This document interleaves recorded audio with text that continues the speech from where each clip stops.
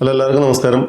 ഇവിടെ ഓസ്ട്രേലിയയിലേക്ക് മൈഗ്രേറ്റ് ചെയ്യാൻ ആഗ്രഹിക്കുന്ന എല്ലാവർക്കും തന്നെ അറിയേണ്ട ചില കാര്യങ്ങളാണ് ഇവിടുത്തെ ജീവിത ചെലവുകൾ എന്തൊക്കെയാണ്, എങ്ങനെയൊക്കെയാണ് എന്നുള്ള കാര്യങ്ങൾ. എൻ്റെ പേഴ്സണൽ എക്സ്പീരിയൻസ് ആണ് ഞാൻ ഈ വീഡിയോയിലൂടെ നിങ്ങൾക്ക് മുമ്പിൽ ഷെയർ ചെയ്യാൻ പോകുന്നത്. നമുക്ക് നേരെ വീഡിയോയിലേക്ക് പോകാം. Welcome to Jaijus home videos. ആദ്യമായി നമുക്കിവിടെ താമസിക്കാനുള്ള വീടിൻ്റെ ചെലവുകൾ എന്തൊക്കെയാണെന്ന് നോക്കാം. വാടക, loan payment, mortgage, council rates, body corporate fees, waste management. ആദ്യമായി ഇവിടെ ഓസ്ട്രേലിയയിലേക്ക് വരുന്ന ഒട്ടുമിക്ക ആളുകളും അവരുടെ ജീവിതം തുടങ്ങുന്നത് കൂട്ടുകാരുടെയോ ബന്ധുക്കളുടെയോ വീടുകളിൽ താമസിക്കുകയോ ഷെയർഡ് അക്കോമഡേഷൻ തുടങ്ങിയ താൽക്കാലിക താമസ സൗകര്യങ്ങളിൽ താമസിക്കുകയോ ചെയ്തിട്ടാണ്. അതിനുശേഷം അവർ വാടക വീടെടുത്ത് അങ്ങോട്ട് മാറുകയാണ് ചെയ്യുക. 1-2 വർഷമൊക്കെ ആകുമ്പോഴേക്കും സ്വന്തമായ ഒരു വീട് വാങ്ങണമെന്നുള്ള സ്വപ്നവുമായി ജീവിതം ആരംഭിക്കുന്ന കുറച്ചു പേർക്കെങ്കിലും അതിന് സാധിക്കും. ബാക്കിയുള്ളവർ അവരുടെ സാഹചര്യമനുസരിച്ച് സാവകാശം വീടുകൾ വാങ്ങി താമസം മാറും. കുറച്ചു പേരെങ്കിലും വാടക വീട് മതിയെന്നുള്ള തീരുമാനവുമായി മുമ്പോട്ട് പോകും. വന്ന ഉടനെ തന്നെ മുഴുവൻ തുകയും കൊടുത്ത് ലോണൊന്നുമില്ലാതെ വീട് വാങ്ങിയ ആളുകളും ഇവിടെയുണ്ട് കേട്ടോ. മെൽബണിലെ ഇന്നത്തെ വീടുകളുടെ വാടകയാണ് realestate.com എന്ന വെബ്സൈറ്റിലൂടെ ഞാൻ ഈ ഷെയർ ചെയ്യുന്നത്. വീടുകളുടെ വാടക, വീടിൻ്റെ വലുപ്പം, ബെഡ്റൂമുകളുടെ എണ്ണം, വീടിരിക്കുന്ന സബർബ് അല്ലെങ്കിൽ ടൗൺ, സിറ്റിയിൽ നിന്നുള്ള ദൂരം തുടങ്ങി നിരവധി കാര്യങ്ങളെ ആശ്രയിച്ചിരിക്കും. ഒരു വീട് വാടകയ്ക്ക്, അതായത് റെൻറ്റിന് കിട്ടണമെങ്കിൽ തന്നെ കുറച്ചധികം കാര്യങ്ങൾ ശരിയാവണം. അവ ഈ പറയുന്നവയാണ്. ആദ്യത്തേത് നമ്മുടെ ഇൻകം. 2 പേർക്കും നല്ല ജോലി ഉണ്ടെങ്കിൽ വീട് കിട്ടാൻ വളരെ എളുപ്പമാണ്. അതുകൂടാതെ നമ്മുടെ റെൻ്റൽ ഹിസ്റ്ററി, നമ്മുടെ ബാക്ക്ഗ്രൗണ്ട് തുടങ്ങിയ കാര്യങ്ങളും പ്രധാനമാണ്.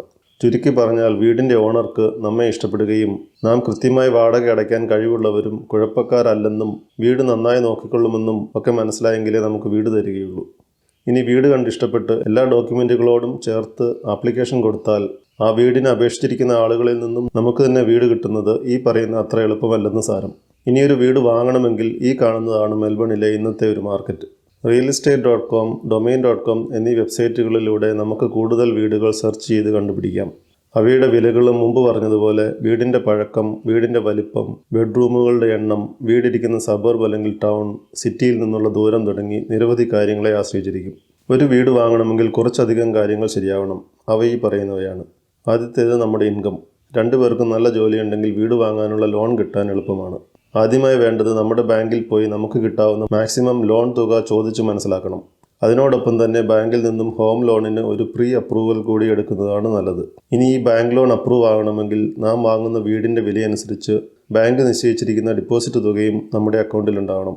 ഇത് വീടിൻ്റെ വിലയുടെ 5-10% ഇതുകൂടാതെ നാം എടുക്കുന്ന ലോൺ തുക വീടിൻ്റെ വിലയുടെ 80% കൂടുതലാണെങ്കിൽ മോർഗേജ് ഇൻഷുറൻസ് എന്ന പേരിൽ ഒരു തുക കൂടി ബാങ്ക് ആദ്യം തന്നെ നമ്മുടെ ലോണിൽ കൂട്ടിച്ചേർക്കും. പിന്നെ സ്റ്റാമ്പ് ഡ്യൂട്ടി തുടങ്ങിയ ഗവൺമെൻറ് ഫീസുകളും ആദ്യം തന്നെ അടയ്ക്കണം. നമുക്കൊരു വീട് കണ്ടിഷ്ടപ്പെട്ടാൽ ആവശ്യമായ എല്ലാ ഡോക്യുമെൻറ്റുകളോടും കൂടെ വീട് വാങ്ങാനുള്ള ആപ്ലിക്കേഷൻ കൊടുക്കുന്നു.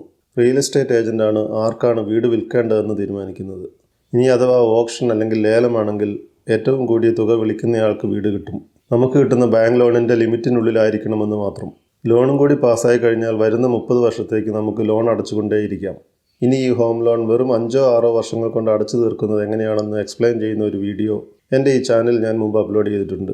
ആ വീഡിയോയുടെ ലിങ്ക് താഴെ ഡിസ്ക്രിപ്ഷനിൽ കൊടുത്തേക്കാം. താല്പര്യമുള്ളവർ പോയി കണ്ടോളൂ. Council rates.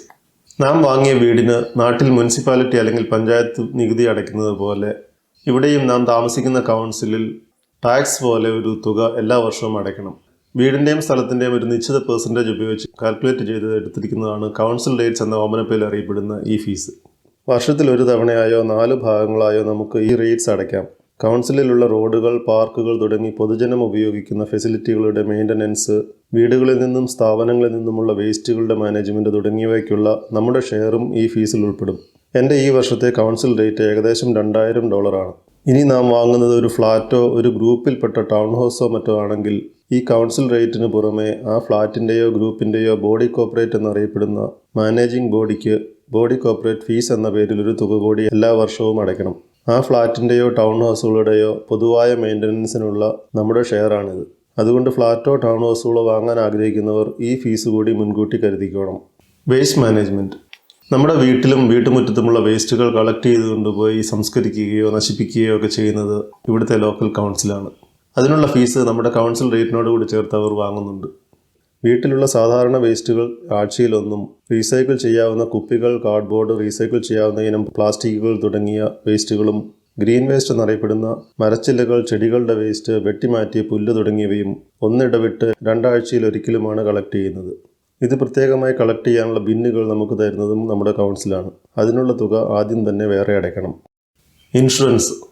വീട്, ഫ്ലാറ്റ്, ടൗൺ ഹൗസ് തുടങ്ങി ഏതുതരം പ്രോപ്പർട്ടിയാണ് വാങ്ങുന്നതെങ്കിലും വെള്ളപ്പൊക്കം, കാട്ടുതീ തുടങ്ങിയ പ്രകൃതി ദുരന്തങ്ങൾ വഴിയോ തീപിടുത്തം തുടങ്ങിയ അപകടങ്ങൾ വഴിയോ നമ്മുടെ വീടിനോ പ്രോപ്പർട്ടിക്ക് എന്തെങ്കിലും നാശനഷ്ടങ്ങൾ ഉണ്ടായാൽ അവയെ വീണ്ടെടുക്കാനായി വീടും വീട്ടുപകരണങ്ങളും നമുക്ക് ഇൻഷുർ ചെയ്യണം.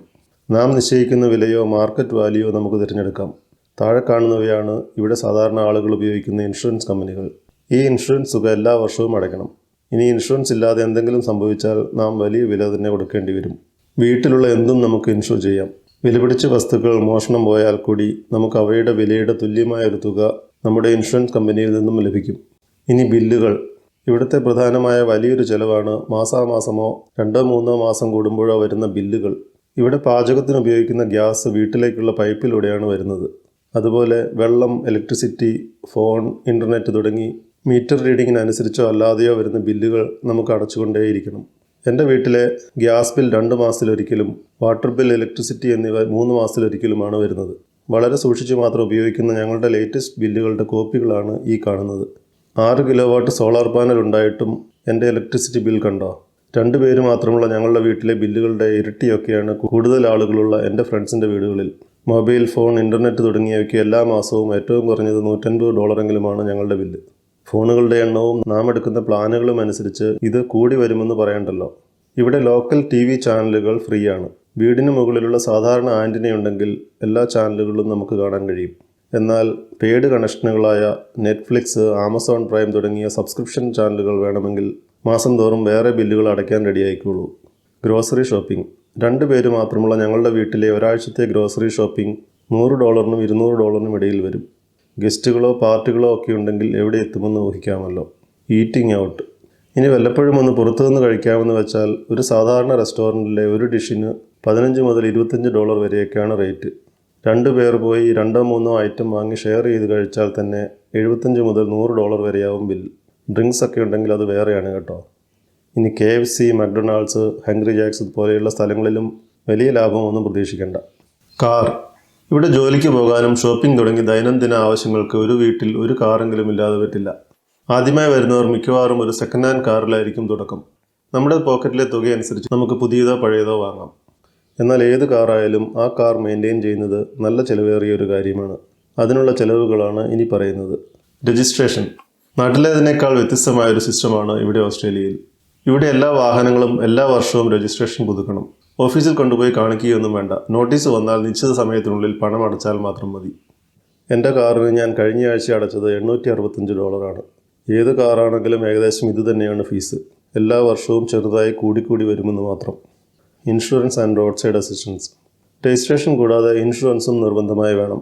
അതിനുള്ള ഫീസ് നമ്മുടെ വണ്ടിയുടെ വില, നമ്മുടെ ഡ്രൈവിംഗ് ഹിസ്റ്ററി, നാം താമസിക്കുന്ന സ്ഥലം, നമുക്ക് വേണ്ട ഓപ്ഷനുകൾ തുടങ്ങി പല കാര്യങ്ങളെ ആശ്രയിച്ചിരിക്കും. ഈ കാണുന്നവയാണ് ഇവിടുത്തെ പ്രധാന ഇൻഷുറൻസ് കമ്പനികൾ. നിങ്ങൾക്കൊരു ഐഡിയ കിട്ടാൻ വേണ്ടി എൻ്റെ ഈ വർഷത്തെ തുക കാണിച്ചു തരാം. ഇതാണ് എൻ്റെ ഒരു കാറിൻ്റെ റിന്യൂവൽ പ്രീമിയം. അതുപോലെ നാം ഉപയോഗിക്കുന്ന കാർ വഴിയിൽ വെച്ച് പെട്ടെന്ന് നിന്നു പോവുകയോ ഓടാതാവുകയോ പെട്രോൾ തീർന്നു പോവുകയോ ഒക്കെ ചെയ്താൽ നമ്മെ സഹായിക്കാനായുള്ള ഒരു സർവീസാണ് റോഡ് സൈഡ് അസിസ്റ്റൻസ്. ഇതിവിടെ നിർബന്ധമൊന്നുമല്ല. പക്ഷേ സ്ത്രീകളും പ്രായമുള്ളവരും ഓടിക്കുന്ന വണ്ടികൾക്കെങ്കിലും ഈ റോഡ് സൈഡ് അസിസ്റ്റൻസ് എടുക്കുന്നതാണ് നല്ലത്. മേൽപ്പറഞ്ഞതുപോലെ എന്തെങ്കിലും സംഭവിച്ചാൽ അവരെ വിളിക്കാം. അവർ വന്ന് കാർ നന്നാക്കുകയോ വർക്ക്ഷോപ്പിലേക്ക് കൊണ്ടുപോവുകയോ ഒക്കെ ചെയ്തോളും.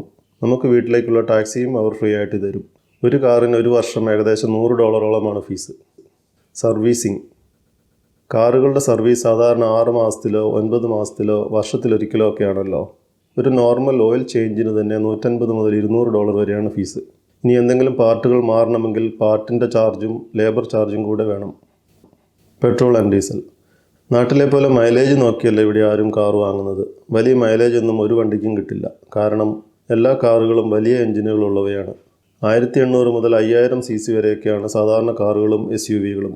ഇവിടെ 1.8 ലിറ്റർ എന്നും 5 ലിറ്ററും എന്നൊക്കെയാണ് പറയുക. പെട്രോളിൻ്റെ ഇന്നത്തെ വില ലിറ്ററിന് $2 എനിക്ക് 2 കാറുകൾക്കും കൂടി ആഴ്ചയിൽ പെട്രോളിന് $150 ആവും. കൂടുതൽ ഡ്രൈവ് ചെയ്യേണ്ടി വരുന്നവരുടെ ചിലവുകളും അതുപോലെ കൂടുതലായിരിക്കും. ഇനി കാറില്ലാത്തവർക്ക് മെൽബണിൽ പബ്ലിക് ട്രാൻസ്പോർട്ടിൽ യാത്ര ചെയ്യാൻ ഒരു മാസത്തെ പാസിന് $150 മുകളിലാണ്. ഹെൽത്ത്. ഞാൻ എൻ്റെ കഴിഞ്ഞ വീഡിയോയിൽ പറഞ്ഞിരുന്നത് പോലെ ഇവിടെ റെസിഡൻറ്റോ സിറ്റിസനോ ആയിട്ടുള്ളവർക്ക് ഒട്ടുമിക്ക ട്രീറ്റ്മെൻറ്റുകളും മെഡിക്കെയറിൽ ഫ്രീ ആണ്. എന്നാൽ ഡെന്റൽ, ഒപ്റ്റോമെട്രി തുടങ്ങിയ സ്പെഷ്യലിസ്റ്റ് ട്രീറ്റ്മെൻറ്റുകൾ മെഡിക്കെയർ കവർ ചെയ്യില്ല. ഇത്തരം ആവശ്യങ്ങൾക്ക് പ്രൈവറ്റ് ഹെൽത്ത് ഇൻഷുറൻസ് എടുത്താൽ കുറേയൊക്കെ തുക അവർ കവർ ചെയ്യും. ബാക്കിയുള്ള തുക നാം അടച്ചാൽ മതി. എനിക്ക് പ്രൈവറ്റ് ഹെൽത്ത് ഇൻഷുറൻസ് ഇല്ല. ഒരു മാസം $300 കൂടുതൽ അടയ്ക്കണമെന്നത് തന്നെയാണ് കാരണം. മേൽപ്പറഞ്ഞ ട്രീറ്റ്മെൻറ്റുകൾ നാട്ടിൽ പോകുമ്പോഴോ ഇവിടെ ഫീസ് കൊടുത്തോ ഒക്കെയാണ് ഞങ്ങൾ ചെയ്യുന്നത്. ഫീസ് ഇവിടെ എന്തിനും ഏതിനും ഫീസുണ്ട്. School fees, union fees, membership fees, account fees തുടങ്ങി അനവധി ഫീസുകളുണ്ട്. ഇവയിൽ നമുക്ക് അത്യാവശ്യം വേണ്ടത് മാത്രം തിരഞ്ഞെടുത്താൽ വലിയ കേടില്ലാതെ ജീവിച്ചു പോകാം.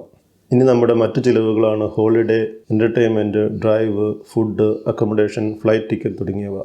ഇവയിൽ നമ്മുടെ ആവശ്യത്തിനും കീശയ്ക്കനുസരിച്ചും തിരഞ്ഞെടുത്ത് ഉപയോഗിച്ചാൽ ബാക്കി വല്ലതുമൊക്കെ ഉണ്ടാവും. ഇതൊക്കെ ഓരോരുത്തരുടെയും സൗകര്യത്തിനും ആഗ്രഹങ്ങളുടെ പൂർത്തീകരണങ്ങൾക്കും വിടുന്നു. ഇതുപോലെ മറ്റൊരു വീഡിയോയുമായിട്ട് നമുക്ക് വീണ്ടും കാണാം. അതുവരെ എല്ലാവർക്കും ബൈ. നിങ്ങൾ ആദ്യമായിട്ടാണ് ഈ ചാനലും വീഡിയോയും കാണുന്നതെങ്കിൽ ഇതുപോലെയുള്ള വീഡിയോകൾ തുടർന്നും കാണുവാനായി ഈ ചാനൽ സബ്സ്ക്രൈബ് ചെയ്യുക. അതുപോലെ തന്നെ എൻ്റെ പുതിയ വീഡിയോകളെ പറ്റിയുള്ള നോട്ടിഫിക്കേഷൻ ലഭിക്കാനായിട്ട് താഴെ കൊടുത്തിരിക്കുന്ന ബെല്ലൈക്കൺ കൂടി ഒന്ന് എനേബിൾ ചെയ്തേക്കുക.